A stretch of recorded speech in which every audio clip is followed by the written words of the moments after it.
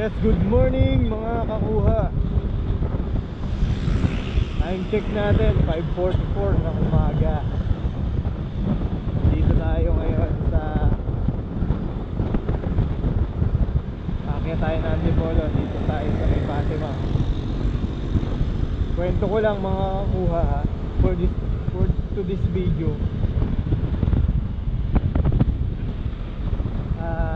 Yung motor natin nakaraan nasira ang kanyang throttle sensor. At ito yon.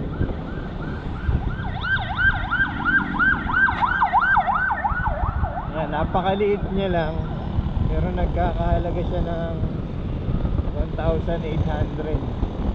So almost 2,000. Sobrang liit lang niya. Ngayon lang, diba? So hindi namin alam kung anong naging cause. Personally ako, hindi ko alam kung anong naging aberya. Pati yung mekaniko hindi rin alam. So ako kumbaga sumulat sa pool bago ko makuha yung motor kung ano yung mga nangyari. Una, paglabas ko pa lang ng motor, siguro mga 50 hindi, mga ano lang, 5 meters pa lang namatay agad yung motor. Nalalabas ko pa lang yun. Yun yung isang sign na nagkakaproblema na yung throttle sensor. Pero hindi ko agad din yun, binaliwala ko lang. Parang sabi ko baka normal lang. Tapos paglao ng mga ilang linggo, ayun na nga yung video natin na ilang putek na.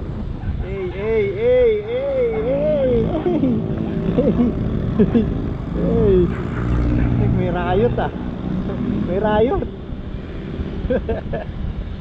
Yan, tuloy natin yung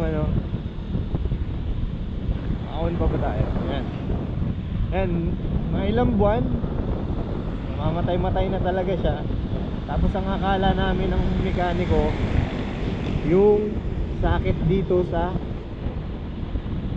panel. Inayos, may ginalaw doon, kalikot, tawag dito, sundot. Okay, mga ilang linggo, ganun na naman. Hanggang sa umabot na almost, hindi ako nagkakamali, 4 months o 5 months, ganun. Doon na siya bumigay. Ang naging niya, yung pinakang parang lumakas sa gas, yung pinakang sira niya, lumakas sa gas. Tapos walang hatak. Nabubuhay siya, pero pag binomba mo, may bomba, pero pag aandar yung baga aabante ka, walang lakas, walang power. Kaya chinek lahat to, chinek na daw lahat. So halos chinek siya halos bago natuklasan yung sirang yun. Siguro mga 1 week bago na na-detect na yun talaga. Tapos ayun, awa naman ng Diyos na dahil naka-warranty pa siya, wala tayong binayaran.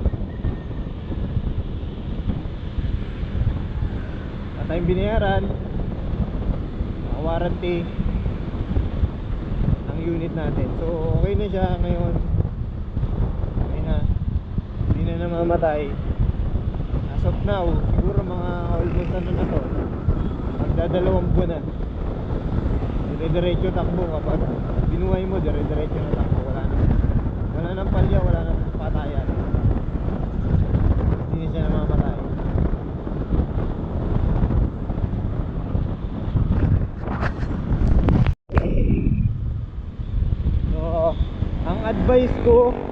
sa gustong kumuha ng Easy Ride 150 Fi, huwag kayong kumuha kung nagdadalawang isip kayo, kung may budget kayo.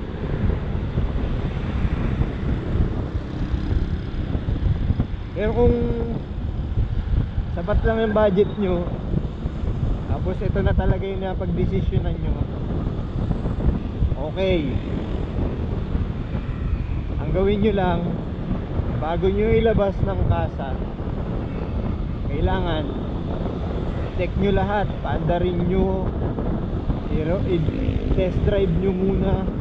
Pag walang aberya, walang namatay, hindi na bago yung minor, hindi siya namatay habang lumiliko ka, habang nagmi-minor ka, hindi siya namatay, all good yun.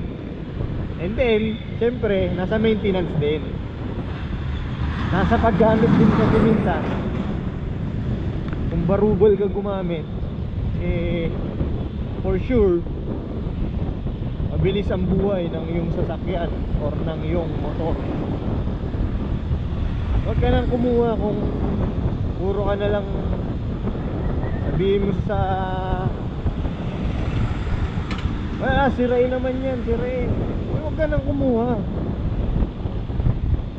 Pero ito, para sa akin, the best to, para sa mga estudyante, yung mga budget friendly lang, gusto magkamotor, okay na okay to. May maxi scooter ka na, mapogi, maporma, reliable, sulit ang ano mo rito, ang pera mo dito. Kasi ito 150 ano na cc, tapos ang pogi-pogi pa ng ano, ng datingan. Hindi mo ang jet ski. Ay, sorry po, hindi na. Biro lang yun. Maganda talaga siya. Okay? So sa mga kukuha, pag-isipan nyo mabuti. Yung advice ko, kung okay sa inyo, go kayo. At sa mga nanonood pala nito, paki-comment naman kung taga saan kayo, para alam natin kung hanggang saan naaabot ang video ito. At pa-share na rin para din sa iba makakita nila or mapanood nila.